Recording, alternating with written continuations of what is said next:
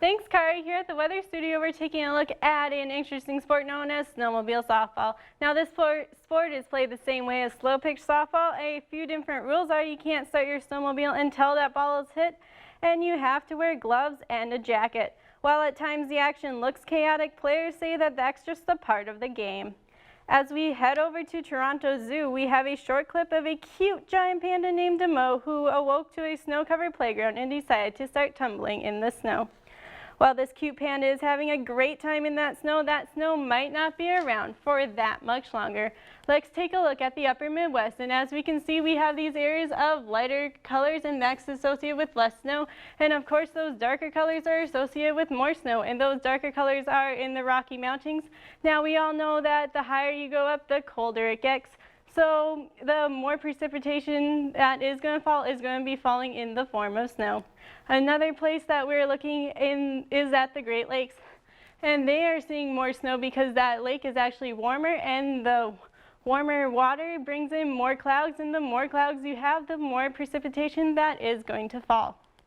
As we take a look at the whole continental U.S., we see that last week, about a third of the United States was covered in snow. However, I have some fabulous news. As we look at this week, we can see that most of that snow has disappeared. And that brings in, that is a great time to go out and enjoy the weather for the month. Now, one man knows firsthand the, what it takes to keep a community safe during a blustery storm. Gregory Gust has seen his fair share of storms. He is the guy behind the warnings. During the winter, he is glued to his computer to predict when that next blizzard might come. But he's not too anxious to put out that warning. But when you hit the B button, we call it, when you hit the blizzard button, you're going to start shutting things down. It's his job to get the message out to the public, so he bases his warnings on confidence. We may have a 30, 40, 50% confidence of something occurring. Well, that's a watch. 50%, 60%.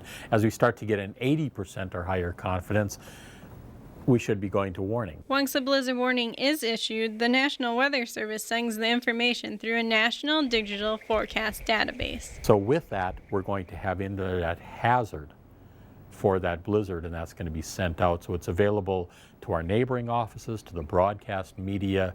Once all that information is sent out, there is only one thing left to do, and that is... You're waiting and waiting and waiting for the storm to come in. When that storm finally does arrive, people like Greg are the ones who make sure that you stay safe. Now, the National Weather Service also sends information out via social media, text messages, and emails. And this brings us to our weather question of the day. When does the meteorological spring start? Is that A, February 1st, B, March 1st, C, March 20th, or D, April 15th? Now, Kari, most of the meteorological seasons are always 90 days long and are based on annual temperature cycles. Great, thanks, Kayla. Kayla? Thanks, Kari. As we look at temperatures for the week, it's going to be pretty warm out there for that third straight week out west. However, in the Arrowhead of Minnesota, we'll be seeing cooler temperatures as a low pressure system is moving in there. As we look at precipitation for the week, out west is going to be staying dry, and for that second week in a row, the east is going to be seeing some rain. And that brings us to our weather question of the day. When does meteorological spring start? And that is actually B, March 1st. Now, most people associate spring with the start of, most people associate March 20th with the start of spring. And Kari, that is the start of spring, but that's actually the astronomical start of spring. Wow, I can't believe spring starts next week already, especially after you're showing me all those things with snow. Thanks, Kayla. Yeah.